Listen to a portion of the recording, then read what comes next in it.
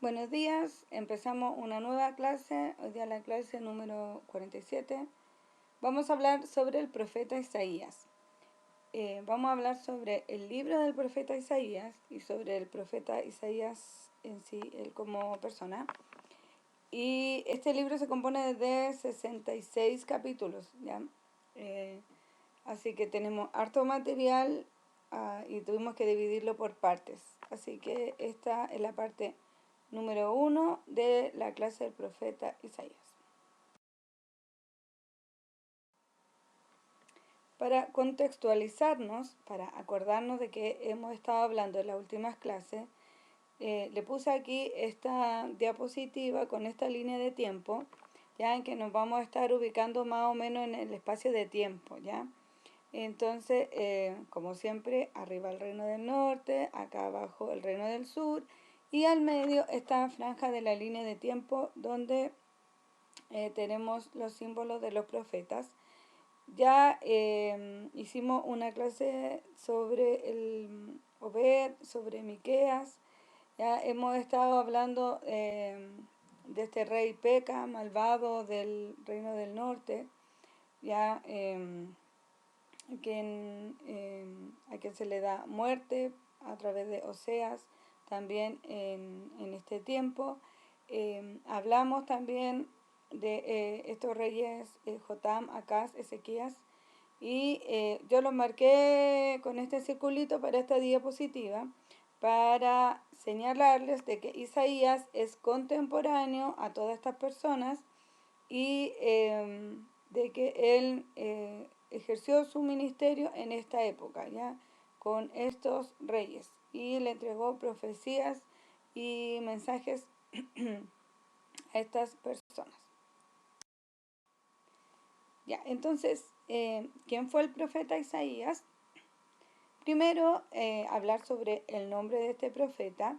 El nombre Isaías proviene del hebreo Yeshahu o Yeshahu, perdón si no lo sé pronunciar, no es muy bueno en mi hebreo, pero ¿qué significa? Jehová salva o Jehová es salvación, ¿ya? Esta palabra además sería equivalente a Yeshua, ¿ya? Que es Jesús. Ahora, ¿por qué es relevante y por qué lo puse acá? Porque el profeta Isaías es conocido también como el profeta mesiánico o como el profeta evangélico, ¿ya? Porque es el profeta que estuvo hablando todo el tiempo sobre el Mesías que venía, sobre este Mesías prometido, o sea, hablando sobre Yeshua, sobre Jesús, ¿ya? Posiblemente Isaías nació en Jerusalén aproximadamente en los años 765 a.C. Fue hijo de Amós y la tradición judía dice que este sería hermano del rey Amasías, ¿ya? O sea, Amós, hermano del rey Amasías, que también nosotros lo vimos en la clase, que sería el mismo rey Usías, ¿ya? Por lo tanto, el profeta Isaías sería miembro de la nobleza, ¿ya? Ya que sería sobrino del rey Usías y,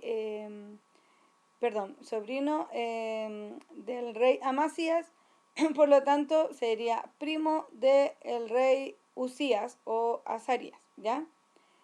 Entonces sería parte de la nobleza de Judá, ¿ya? Entonces, Isaías, como les decía en un principio en la introducción, en la anterior diapositiva, él ejerció su ministerio profético durante los reinados de 4 reyes, ¿ya? Que sería Usías, Jotam, Acaz y Ezequías, ¿ya? Durante estos 4 reyes por parte del reino del sur, ¿ya?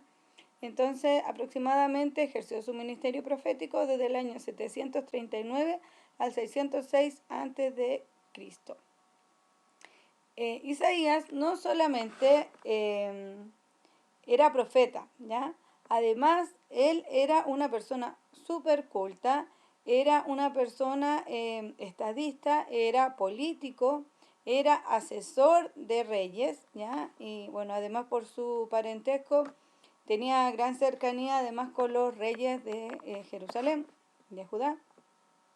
Además, era un conocido poeta, incluso dentro del mismo libro de Isaías, nosotros vamos encontrando conjuntos de poemas, ¿ya? Era un gran orador y un conocido escritor en la época, ¿ya? Entonces, no solamente era conocido por entregar mensajes de parte de Dios, sino que además era un gran erudito en la escritura, ¿ya? Eh, Él fue uno de los 4 profetas, los cuales son conocidos como los profetas mayores, ¿ya? Sabemos que vimos la clase, cuando vimos sobre la clasificación de los libros, sobre cuáles eran mayores y menores, le enseñamos que en realidad los profetas mayores se llaman así por la extensión que tienen sus libros, ¿ya? Y como le decía, este es un libro de gran extensión, tiene 66 capítulos su libro, ¿ya? Entonces él es conocido también como uno de los profetas mayores, ¿ya? Además, vamos a ver que este libro tiene mucha información, tiene un gran contenido de gran relevancia, porque muchas de sus profecías fueron para sus contemporáneos como para futuros cercanos a su época, como otros que fueron trascendiendo en el tiempo para profecías que anunciaron a Jesús de Nazaret 8 siglos después de haber sido escritos, y hay profecías incluso que son para nuestros tiempos, ¿ya? Como le decía, él era contemporáneo a otros profetas como Amós, Oseas y Miqueas.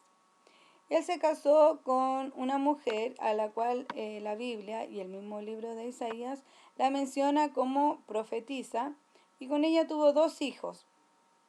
Ya sus nombres suenan bastante extraños, pero la importancia de sus nombres, que son nombres que también tienen un significado profético, ya que sus nombres están hablando de profecías que son para el propio pueblo de Judá, ¿ya? Entonces, su hijo mayor se llama Sear Jasub, que significa un remanente volverá, y el segundo hijo se llama Maher Salal Hasbaz, ¿ya? Que significa el despojo se apresura, ¿ya?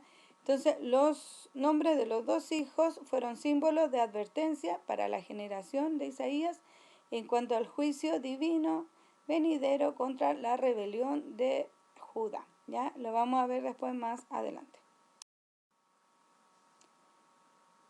El profeta Isaías le advirtió a los líderes de Israel de su rebelión contra el pacto de Dios, ¿ya? Y él le dijo: lo que ustedes están haciendo, esta rebelión, toda la idolatría que ustedes han traído, además ellos estaban oprimiendo a los pobres, todo lo que están haciendo va a traer un juicio de Dios contra ustedes, ¿ya?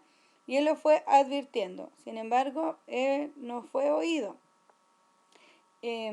Isaías, vamos a ir viendo en su libro, fue entregando mensajes sobre cómo el mismo Dios usaría a los grandes imperios de la época para traer juicio contra el pueblo de Dios, ¿ya?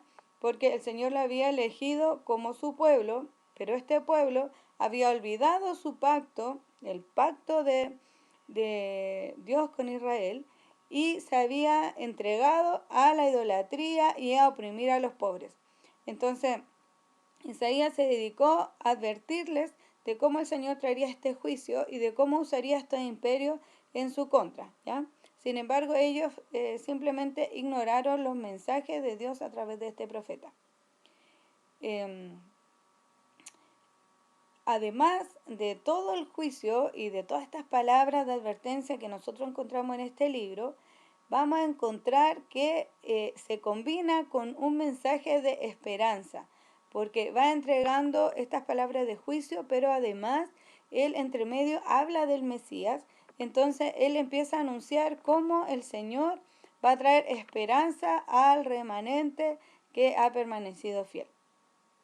Entonces él empieza a anunciar de esta venida de este rey del linaje de David para establecer el reino de Dios. En este libro que fue escrito aproximadamente entre los años 700 hasta el año 680 a.C., ¿ya? Como les decía, compuesto de 66 capítulos. El autor de este libro es justamente el profeta Isaías. Él escribió todos los capítulos del libro.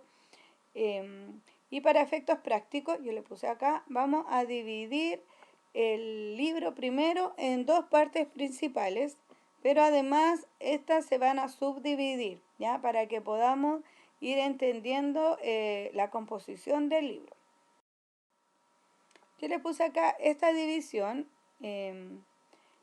que sería primero del capítulo 1 al capítulo 39, que sería la primera parte, donde encontramos cómo Isaías está entregando una advertencia de juicio contra Israel y también hay un mensaje de esperanza.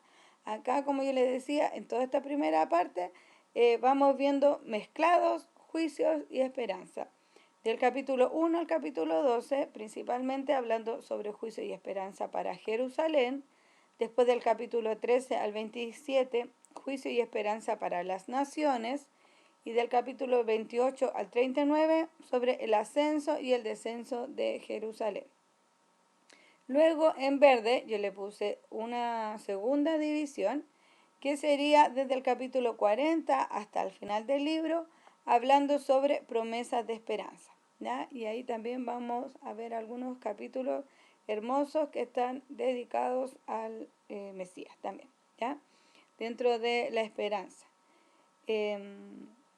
Como ustedes ven, como es tan extenso el libro y hay tantos temas que tratar, no vamos a alcanzar a verlo todo en una sola clase, ¿ya? Así que vamos a ir viendo la primera parte de la primera parte, ¿ya? Y las demás van a quedar solamente como enunciadas, ¿ya? Como un spoiler de lo que se vendrá. Entonces, hoy día vamos a ver principalmente el capítulo 1 al 12, que habla sobre el juicio y esperanza para Jerusalén. Dentro de esto yo le hice una nueva subdivisión para que entendamos cómo está compuesto el libro. Del capítulo 1 al 5, lo primero que vamos a ir viendo es cómo Isaías acusa a los líderes sobre esta rebeldía que tienen contra el pacto del Señor, ¿ya? Vamos a ver cómo Dios enviará a las naciones a conquistar a Israel, ¿ya? Los enemigos de Israel a conquistarlo, ¿ya?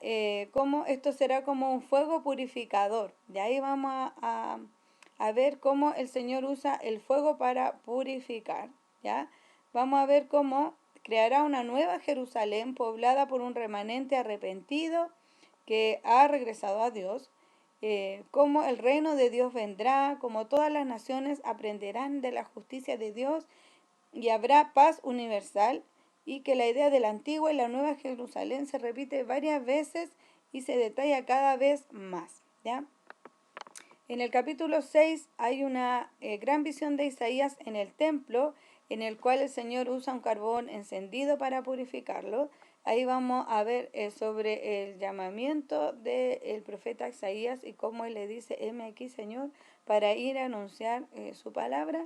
Y luego del capítulo 7 al capítulo 12, Isaías enfrenta al rey Acaz, ¿ya? Como lo vimos en la clase 45 sobre el rey Acaz, y ahí yo les mencionaba este capítulo 7. Vamos a ver cómo anuncia Isaías la caída de Acaz. Vamos a ver cómo Asiria derribará Jerusalén, cómo por la promesa de Dios a David enviará un nuevo rey llamado Emmanuel, Dios con nosotros, ¿ya? Y de ahí vamos a ir viendo cómo el Señor habla o sea, cómo Isaías va anunciando a este nuevo rey mesiánico, ¿ya? El rey que traería paz. Entonces, esto es lo que vamos a ver hoy en nuestra primera clase del profeta Isaías. Ya, entonces, en el capítulo 6,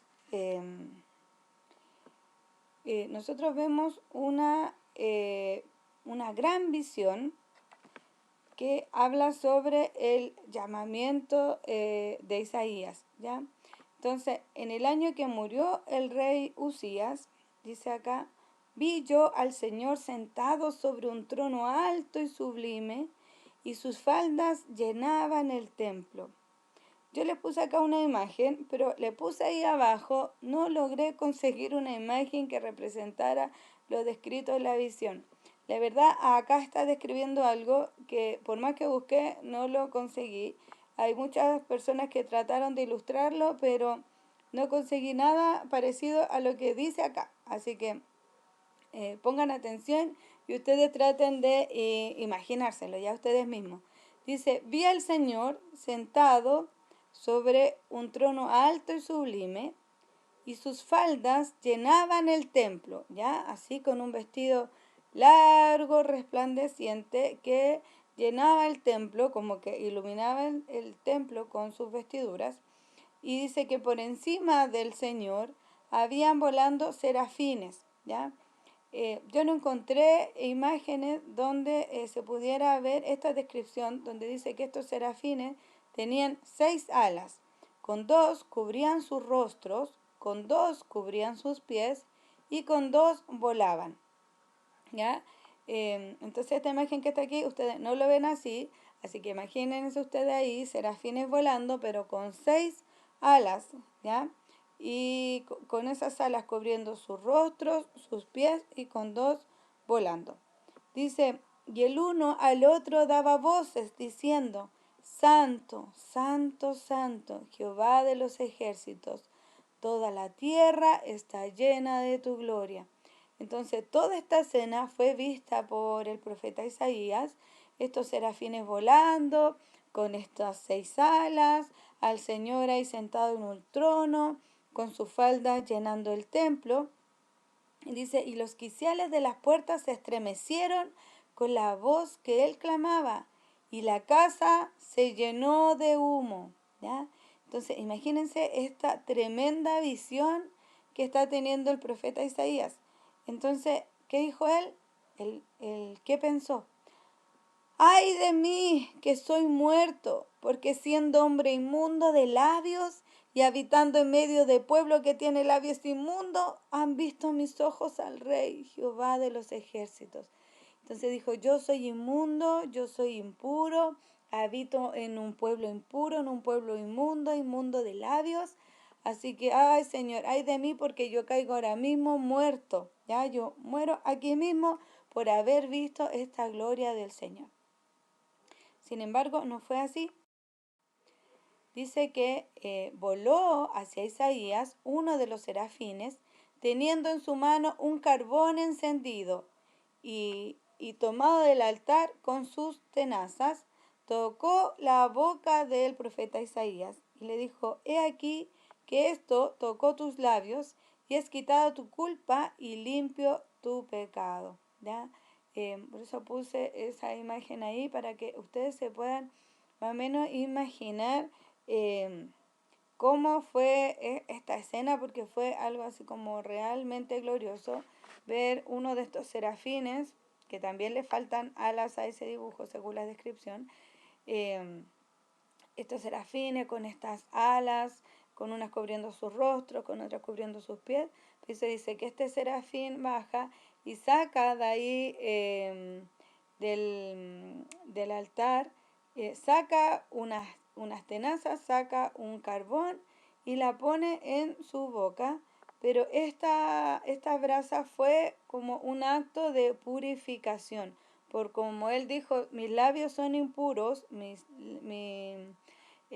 labios son ¿cómo fue la palabra que dijo? Perdón, pero así como sucios, por decirlo así, él los purificó, ¿ya? Y dice, los limpió con esta brasa. Y entonces dice, después de esto oí la voz del Señor que decía, ¿a quién enviaré? ¿Y quién irá por nosotros? Y entonces ahí fue el valiente Isaías y dijo ahí, heme aquí, Señor, envíame a mí, ¿ya? Y el Señor me ha purificado mis labios, entonces le dice, Señor, aquí estoy, yo estoy dispuesto. Si necesitas a alguien que entregue tu palabra, envíame a mí, ¿ya? Entonces, este fue el llamamiento del profeta Isaías, que lo vemos en este capítulo, que fue una visión gloriosa, que fue una manera pero maravillosa de poder empezar un ministerio, pero de una forma así excepcional. Dice, y dijo, anda y di a este pueblo, ya aquí está la voz del Señor, y dice, oíd bien y no entendáis, ved por cierto, mas no comprendáis. Engruesa el corazón de este pueblo y agrava sus oídos, y ciega sus ojos para que no vea con sus ojos, ni oiga con sus oídos, ni su corazón entienda, ni se convierta y haya para él sanidad. Y yo dije, ay, ¿hasta cuándo, Señor? Y respondió él, hasta que las ciudades estén asoladas y sin morador, y no haya hombre en las casas, y la tierra esté hecha un desierto. Entonces aquí el Señor le está anunciando cómo va a venir una destrucción sobre el pueblo, ya dice, hasta cuando ya no haya moradores, no quede en casa, la tierra esté hecha un desierto, hasta cuando ya no haya nada. Dice, hasta que Jehová haya echado lejos a los hombres y multiplicado los lugares abandonados en medio de la tierra. Y si quitare aún en ella la 10ª parte, ésta volverá a ser destruida. Pero así como al talar la encina y el roble queda parte del tronco, esa parte es el linaje santo, ¿ya? Entonces, a pesar de que primero le está hablando de va a venir una gran destrucción, no va a quedar nada, no van a quedar casas, no van a quedar moradores, no va a quedar nada, todo va a ser un desierto, pero después le dice, así como cuando se corta el bosque y queda ahí un pedacito de tronco, así va a ser, pero de ese pedacito de tronco va a salir un linaje santo.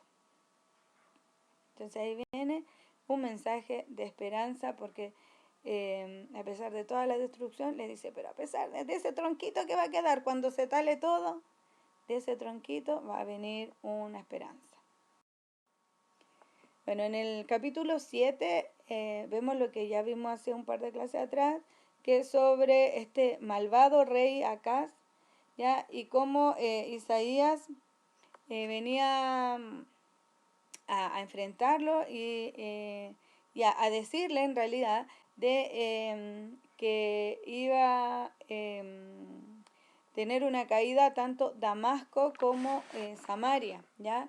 Tanto los sirios, que eran, de cual Damasco era capital, como Samaria, que era capital del reino de Israel, ¿ya? Entonces aquí Isaías le entrega una profecía y le dice, le habla del nacimiento de un bebé. Le dice que antes de que el niño supiera elegir lo bueno y rechazar lo malo, o sea, antes de que el bebé aprendiera a comer comida sólida, que estos otros 2 reyes, tanto el de Siria como el de Israel del Norte, serían destruidos. ¿Ya? Esto lo vimos ya en una clase anterior, así que ahora lo voy a pasar aquí rapidito. Pero como yo les decía, esta profecía no solamente tenía un sentido para ese tiempo, sino que además tenía un sentido futuro por esta promesa de este Mesías que sería llamado Emmanuel, Dios con nosotros, y que libraría al pueblo de estos imperios violentos y opresores. Y este Mesías sería nada más y nada menos que nuestro Señor Jesús de Nazaret, ¿ya? Que saldría de este linaje de David, ¿ya? Que saldría como un retoño nuevo que surgiría de este tronco cortado. En Isaías 8, entonces, vemos ahí cómo Jehová le dice al profeta Isaías, toma una tabla grande y escribe en ella con caracteres legibles, así con una letra grande y que se entienda, escribe ahí, Maher Salal Hasbaz, que ese era el nombre de su segundo hijo, ¿ya? Y le dice, y trae testigos. Entonces él va a buscar ahí al sacerdote Urías y a Zacarías, y ahí él escribe este nombre, que es un poquito largo y difícil de pronunciar, y lo escribe ahí para que quede plasmado, que sería el nombre de su segundo hijo, y con su esposa la profetisa. ¿Y por qué era tan importante esto? Porque el nombre de su segundo hijo era una nueva profecía para el pueblo del Señor, eh, que le estaba anunciando cómo el despojo vendría, ya como se estaba apresurando el despojo, ya de toda esta destrucción que venía. Ya. Entonces, en el Isaías capítulo 9 vemos profecías que es sobre el nacimiento y el reinado del Mesías. Yo les puse aquí en este cuadrito el versículo 6 y el 7, que dice, porque nos ha nacido un niño, se nos ha concebido un hijo, la soberanía reposará sobre sus hombros y se le darán estos nombres: admirable, consejero, Dios fuerte, Padre eterno, príncipe de paz. Se extenderán su soberanía y su paz y no tendrán fin. Gobernará sobre todo el trono de David y sobre su reino, para establecerlo y sostenerlo con justicia y rectitud desde ahora y para siempre. Esto lo llevará a cabo el celo de Jehová de los ejércitos. Entonces, esta palabra escrita en el siglo VIII, en el año 700 y algo antes de Cristo, estamos viendo cómo el profeta Isaías está hablando sobre Jesús, ya que nacería muchos años después, y le da estos nombres que tienen gran sentido para nosotros, que él le dice admirable consejero. Ustedes en algunas partes lo van a encontrar así como admirable, coma, consejero, como en otras traducciones lo van a encontrar como un admirable consejero, ¿ya? Como consejero admirable, ¿ya? Como un solo término, ¿ya? Eh, pero no está hablando de lo excepcional, sublime y sin igual que sería este consejero, ¿ya? Él podría dar los consejos adecuados, tendría las cualidades de ser guía, de ser líder, de poder ser el camino a seguir, ¿ya?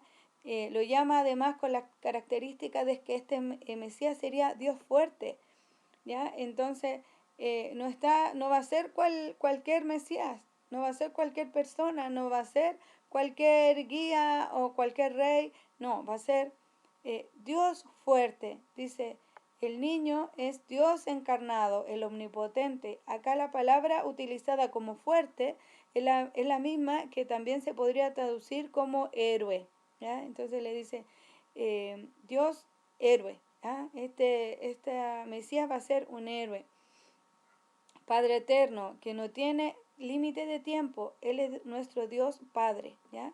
Entonces yo le puse acá esta cita bíblica que es del Evangelio según San Juan, porque uno podría decir, pero si se está refiriendo al Hijo, ¿por qué aquí lo nombra como Padre? ¿Ya? Y es porque el mismo Jesús dijo, el que me ha visto a mí, ha visto al Padre, ¿ya? Entonces aquí el profeta Isaías no se equivoca al nombrar al propio Jesús también como Padre eterno. Dice príncipe de paz, porque su gobierno es de justicia y paz, ¿ya? Porque su gobierno es caracterizado por Shalom, por la paz que traería su gobierno. En Isaías capítulo 9 también vemos que se refiere sobre la ira de Jehová contra Israel. Ya acá recordemos que en todas estas clases cuando hablemos de Israel vamos a estar hablando del reino del norte y cuando hablemos de Judá del reino del sur. ¿Ya? Entonces dice en el versículo 8, el Señor envió palabra a Jacob y cayó en Israel, que se los marqué ahí en negrita y subrayado, y cayó sobre el reino del norte, en esta parte, ¿ya? Porque hay otras profecías de Isaías que son para Judá, ¿ya? Para Jerusalén, para el reino del sur. En esta parte estamos hablando contra Israel. Y dice, y la sabrá todo el pueblo, Efraín y los moradores de Samaria, que con soberbia y con altivez de corazón dicen, los ladrillos cayeron, pero edificaremos de cantería. Cortaron los cabrahigos, pero en su lugar pondremos cedros.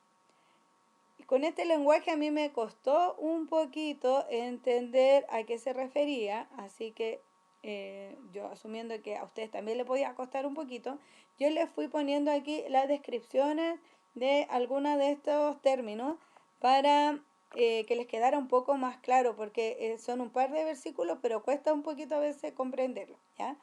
Eh, por ejemplo, aquí está hablando sobre Efraín y Samaria. En este momento lo está usando más o menos como sinónimo, porque en realidad está usando tanto a la tribu de Efraín como a la capital Samaria para referirse simplemente al reino del norte, ¿ya? Cuya capital sabemos era Samaria. Entonces usa esta palabra para describir al reino de Israel, ¿ya? Dice, reino entonces de Israel, que con soberbia y con altivez de corazón dicen las siguientes palabras, ¿ya?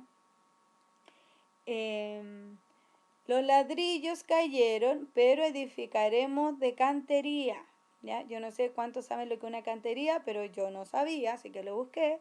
Y dice que cantería son piedras labradas que son utilizadas para construcciones de lujo. Entonces ellos en su altivez de corazón dice, ya bueno, podemos haber sido destruidos y si bien cayeron los ladrillos, no importa porque ahora vamos a ir y vamos a reconstruir, pero esta vez con piedras de lujo, ya con cantería. Y después en su misma altivez de corazón dice, cortaron los cabrahigos, pero en su lugar pondremos cedros. Ahora, ¿cuál es la importancia de estos dos tipos de árboles? Los cabrahigos no es una higuera cualquiera, porque es un tipo de higuera que solo produce flores masculinas. Por lo tanto, son estériles, ¿ya? Son flores estériles porque solamente hay flores masculinas, entonces por sí mismo no puede producir higos. No es una higuera que produzca higos, ¿ya? De hecho, en ese tiempo era considerado un árbol, un tipo de higuera silvestre, estaba ahí salvaje en los bosques, la gente no cultivaba domésticamente este tipo de árboles porque no podía tener frutos del árbol. Entonces era un árbol silvestre y cuando las personas querían ir a polinizar una higuera femenina, podía ir a buscar de estos cabrahigos para poder polinizar una higuera femenina, ¿ya? Pero en sí mismo el árbol no podía producir higos, ¿ya?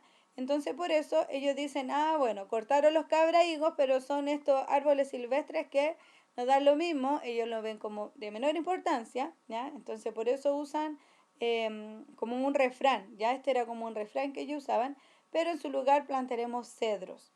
Ahora, el cedro sí era un árbol muy valioso, de hecho dice que en ese tiempo tenía un gran significado para esas tradiciones y en la historia del mundo como de esa época, porque en los tiempos bíblicos este árbol simbolizaba fuerza, grandeza espiritual, significaba dignidad para la aristocracia y significaba coraje. Dice porque en ese tiempo los antiguos egipcios utilizaban el aceite resinoso que salía de este árbol de cedro para poder embalsamar a sus muertos, ¿ya? Entonces era un árbol muy preciado, muy valioso. Por eso que aquí en la arrogancia del pueblo del norte, o sea, del reino del norte, dicen, ya bueno, no importa, nos destruyeron los ladrillos, pero vamos a ir a buscar piedras de cantería y vamos a reconstruir. No habrán cortado esos arbustos, esos árboles de cabrahigos, pero no importa porque en su lugar vamos a ir y vamos a poner cedros, ¿ya? Entonces, esa es la importancia del refrán de ver como la altanería que había en este pueblo orgulloso y rebelde. Entonces el orgullo de Israel lo llevó a pensar que se iba a recuperar y reconstruir por sus propias fuerzas, ya ignorando que en realidad hasta ahora todo lo que había logrado conseguir había sido por las promesas y la palabra del Señor, quien le había ido entregando sus conquistas, todas las cosas que ellos habían tenido en su antepasado, las conquistas que tuvieron sus antepasados fueron gracias a la ayuda y la fuerza del Señor y no gracias a las propias fuerzas de Israel. Entonces aquí, ignorando eso, Israel pensaba yo me puedo reconstruir cuando yo quiera. Pero dice acá el versículo 11, pero Jehová levantará a los enemigos de Rezín contra él y juntará a sus enemigos. Del oriente vendrán los sirios, vendrán los filisteos desde el poniente, y a boca llena devorarán a Israel. ¿Ya? Yo se los puse aquí también en negrita y subrayado, como acá hay una profecía muy potente diciendo a boca llena devorarán a este Israel orgulloso y rebelde. Dice, ni con todo eso ha cesado su furor, sino que todavía su mano será extendida. Ya la mano del Señor se va a extender para él mismo destruir o hacer que los pueblos enemigos de Israel lo destruyeran. ¿Ya?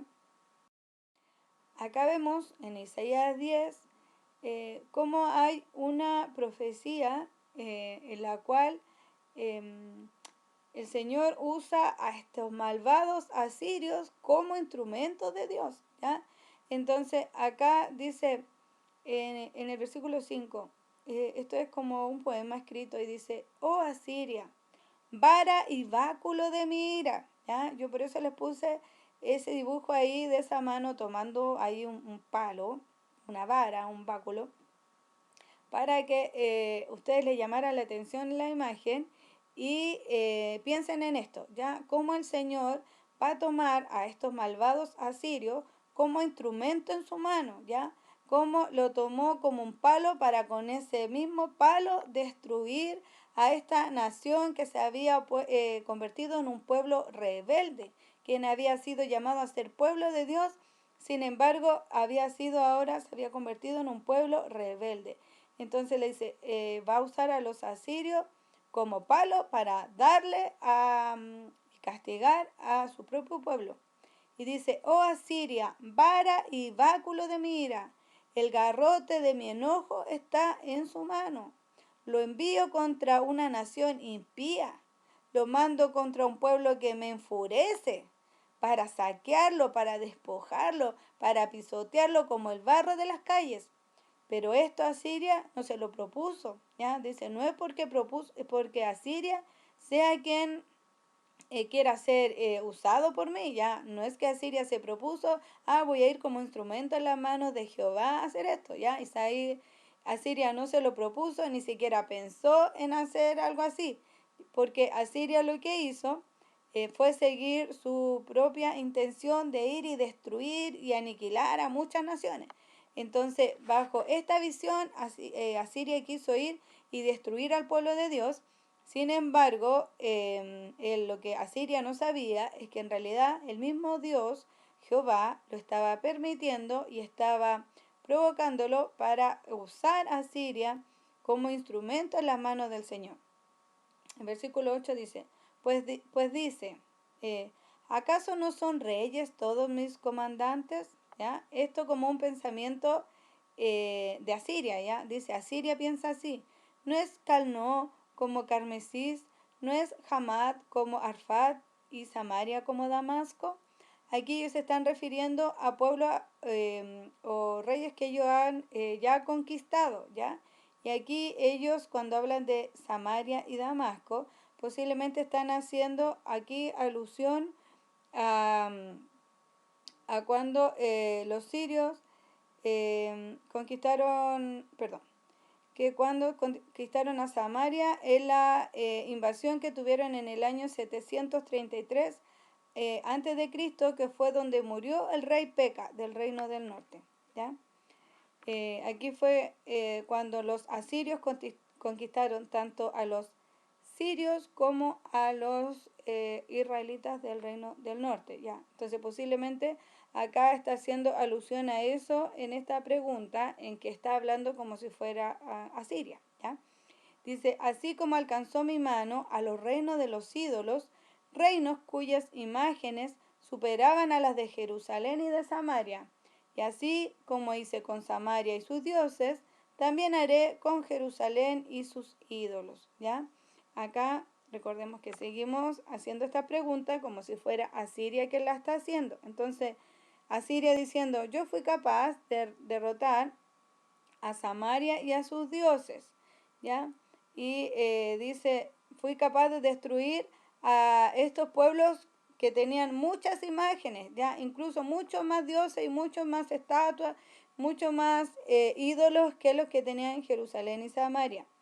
¿Ya? ¿Por qué lo menciona así? Porque en ese tiempo, para las civilizaciones de esa época, eh, los pueblos que tenían mayor cantidad de ídolos, mayor cantidad de imágenes de dioses, se consideraban que eran más fuertes todavía.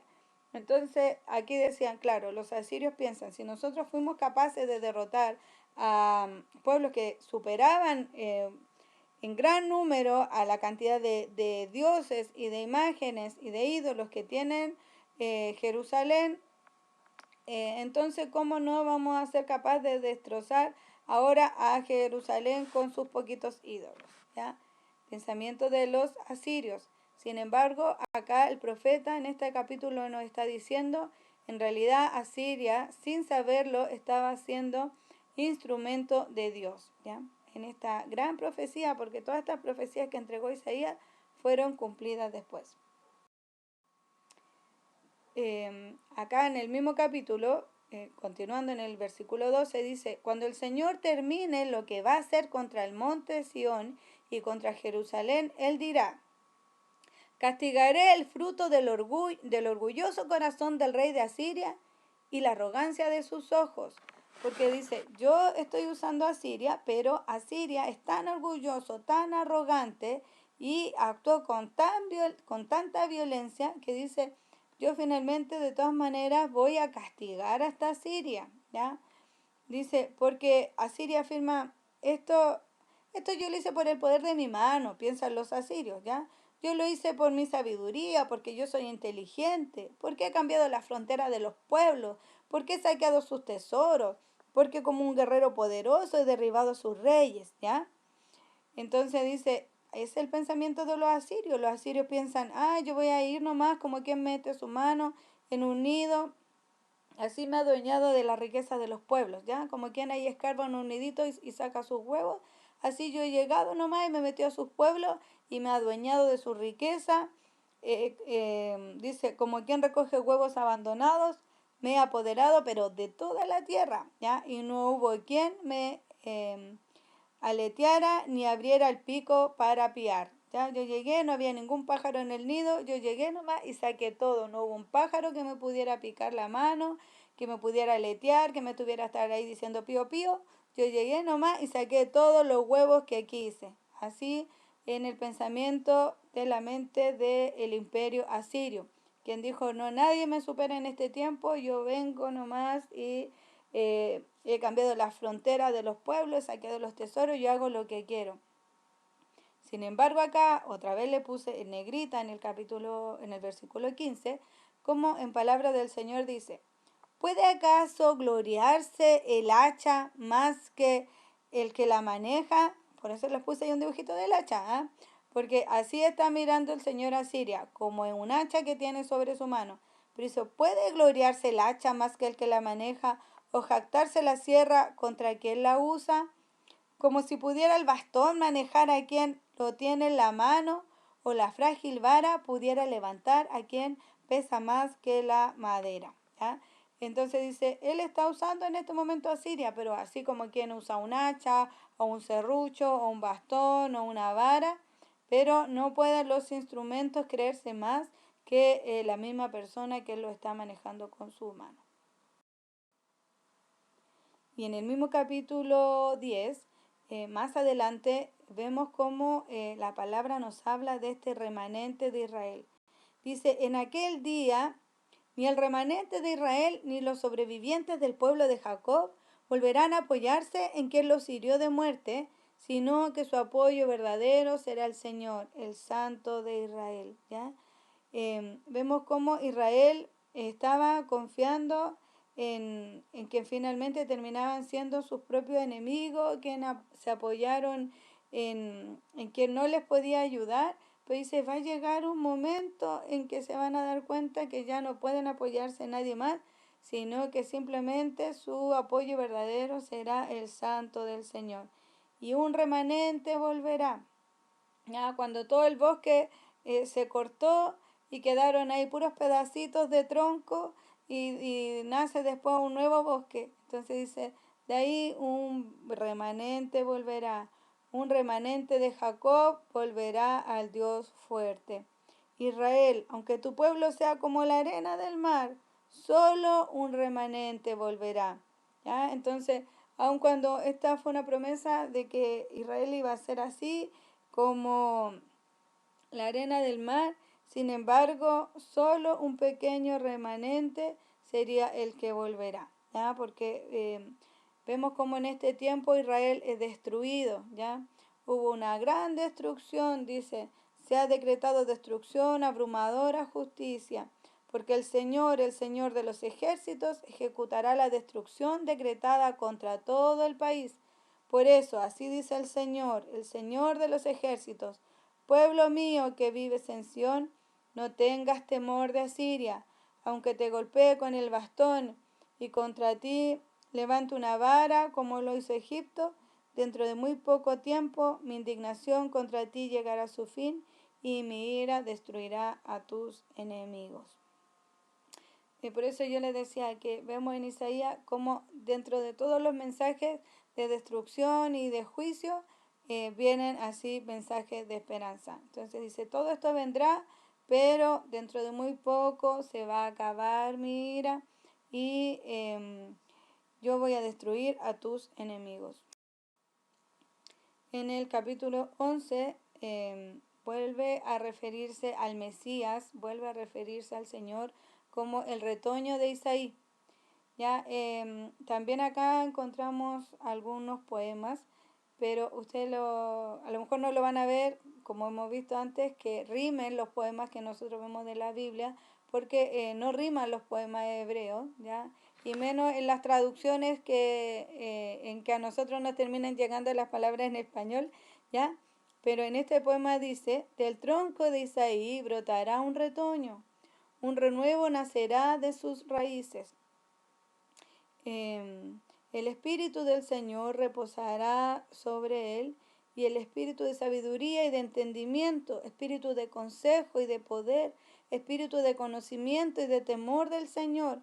Él se deleitará en el temor del Señor. No juzgará según las apariencias, ni decidirá por lo que oiga decir, sino que juzgará con justicia a los necesitados y dará un fallo justo en favor de los pobres de la tierra. Herirá la tierra con la vara de su boca, matará al malvado con el aliento de sus labios, la justicia será el cinto de sus lomos y la fidelidad el ceñidor de su cintura.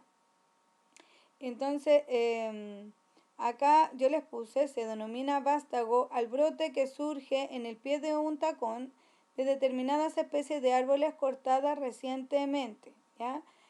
Yo le puse ahí como estos dibujitos para que ustedes más o menos se hicieran una idea, porque acá en distintas traducciones ustedes van a encontrarlo así, o como retoño o como el vástago que brotará. Cuando yo lo busqué me aparecían estas imágenes, ya como un árbol que usted lo corta, queda un pedacito de tronco y de ese tronco vuelve a surgir como un pequeño arbolito, ¿ya? Vuelve a surgir un árbol y acá lo que nos dice la Biblia es que este árbol iba a ser incluso mayor que el árbol original, ¿ya? Entonces pueden hacer como así hacia las raíces, como al ladito del tronco o como incluso al centro del tronco, ¿ya? Entonces dice que del linaje de David surgiría un vástago, que es el Mesías, y sería más grande que el árbol original y llevaría mucho más fruto. El Mesías es el cumplimiento de la promesa de Dios de que un descendiente de David gobernaría para siempre. Por eso dice que el retoño de Isaí, padre de David, entonces ustedes van a verlo así, ya como este vástago que sale de la tribu de David. En el capítulo 12 encontramos canciones de alabanza, que dice, en aquel día tú dirás, el Señor, yo te alabaré, porque aunque estabas enojado conmigo, tu ira se ha calmado y me ha dado consuelo. Dios es mi salvación. Confiaré en Él y no temeré. El Señor es mi fuerza. El Señor es mi canción. Él es mi salvación. Con alegría sacarán ustedes agua de las fuentes de la salvación. En aquel día dirán, alaben al Señor, invoquen su nombre, den a conocer entre los pueblos sus obras, proclamen la grandeza de su nombre, canten salmos al Señor, porque ha hecho maravillas, porque éste se dé a conocer en toda la tierra. Canta y grita de alegría, habitante de Sión, pues es grande en medio de ti el Santo de Israel. Entonces acá terminamos como con la primera parte que yo les decía del capítulo 1 al 12, que era la primera parte de la primera parte. Y luego viene una segunda parte de esta primera división que hicimos, que va del capítulo 13 al 27, donde hablamos de juicio y esperanza para las naciones. Del capítulo 13 al 23 vamos a encontrar una colección de poemas sobre el juicio de Dios y esperanza para las naciones, cómo Isaías vio que el poder de Asiria sería reemplazado por otro imperio aún más destructivo y arrogante, ¿ya? Porque sabemos que Asiria luego fue destruida por el imperio de Babilonia, ¿ya? Quien atacaría a Jerusalén y logró destruirla. Y como Dios promete hacer caer luego a Babilonia y a los vecinos de Israel y predice su ruina, ¿ya? Y después del capítulo 24 al 27 vemos otra colección de poemas que nos cuentan la historia de dos ciudades, que la ciudad enaltecida, que se ha puesto a sí misma por encima de Dios, que se ha vuelto corrupta, que es un arquetipo de la humanidad rebelde. Aquí vamos a ver cómo nos habla de esta antigua Jerusalén y cómo nos empieza a hablar después de esta nueva Jerusalén, ¿ya? El mensaje de Isaías entonces aquí apunta mucho más allá de su tiempo. Luego del capítulo 28 al 39 vamos a ver sobre el ascenso y descenso que tuvo Jerusalén. ¿Ya? Yo solamente se lo voy a dejar ahí enunciado porque lo vamos a ver con detalle en las siguientes clases. Y también se lo dejé aquí solamente enunciado, aquí como un spoiler, que la segunda parte de esta división que tiene Isaías habla sobre la promesa de esperanza que entrega este profeta en su libro, anunciando la esperanza, anunciando a este siervo que cumple la misión de Dios y habla sobre los siervos que heredan el reino de Dios, ¿ya? Entonces se viene todo esto todavía para seguir estudiando este gran libro de este importante profeta de la Biblia que es el profeta Isaías. Así que yo le invito a leer, le invito a estudiar porque ustedes se van a encontrar con palabras súper importantes que a veces las hemos leído fuera de contexto, hemos leído muchas veces a lo mejor estos capítulos saltados sin entender a qué se refiere, porque como no es un libro histórico, no nos va contando la historia paso a paso, sino que nosotros tenemos que paralelamente haber entendido o haber estado leyendo, como lo hemos estado haciendo hasta ahora, tanto los libros de los reyes como los libros de crónicas o los otros profetas contemporáneos a Isaías para ir entendiendo cómo fueron sucediendo los hechos, ¿ya? Entonces, no es tan fácil de como tomar un libro y seguir fuerte y derecho leyendo, sino que hay que ir leyendo esta combinación de libros, a veces detenerse en un capítulo para saltarse a un siguiente libro antes de pasar al siguiente capítulo, ¿ya? Pero todo esto nos está dando una gran idea de cómo fueron las cosas en los tiempos de los reyes, cuando ocurrió esta división de los reinos y de cuándo fueron la caída tanto del reino del norte por mano de los asirios como del reino del sur por mano de los babilónicos. ¿Ya? Así que le invito a seguir estudiando, a seguir leyendo y nos vemos en una siguiente clase.